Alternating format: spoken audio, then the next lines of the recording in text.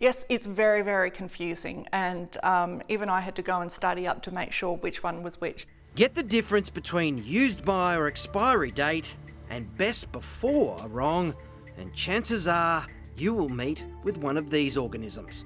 We're talking about Clostridium perfringens, golden staph, if you want to call it golden staph, instead of Staph aureus, and Bacillus cereus. Microbiologist Glenn Pinner says used by is the one you really have to pay attention to, because playing fast and loose with this deadline can have dire consequences because they produce toxins.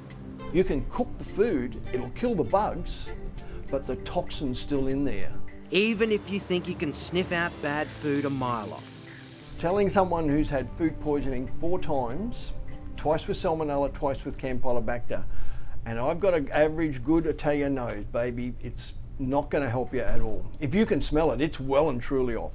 Glenn says all food manufacturers factor in a grace period, but that's not so you can eat food after it's used by.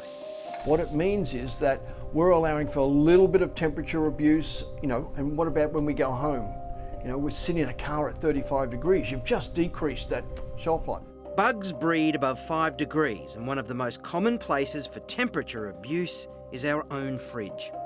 Every person must prove that their fridge, in all the areas where they put food, is under 5 degrees. Go out, buy a thermometer, do it today. Hotspots and bad seals are common, and it can mean our food struggles to make it to the manufacturer's use-by date. As for best before, that is one date it's fine to ignore. Best before, biscuits, cereals, it's more of a quality, a flavour type thing. It's estimated about 30% of your entire food bill ends up in the bin. So if you're spending $200 a week on food, that's $60 that you may as well tear up and chuck away. Stay-at-home mum blogger Jodie Allen over the years has compiled a host of simple tricks to make food go further, especially in the crisper, where we all know nothing actually gets crisper. Your strawberries, you should always wash them before you put them in the fridge, and that stops them going mouldy. Wrap broccoli in moist paper towel, celery in foil, and your shallots can be planted in the garden. Old fruits get frozen to be turned into dessert or smoothies. If your eggs float in water, then they're off. Worst case scenario, compost it, put it in your garden, put it back into your own fruit trees. Glenn says, but even with the best before dates, pay attention to the product. If it's canned food, throw out rusted, dented and bulging cans. And keep in mind cross-contamination.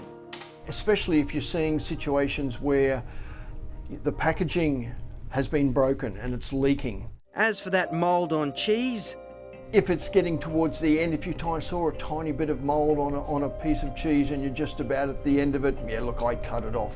but don't eat the mould. It's not a probiotic, okay? It's not going to help you.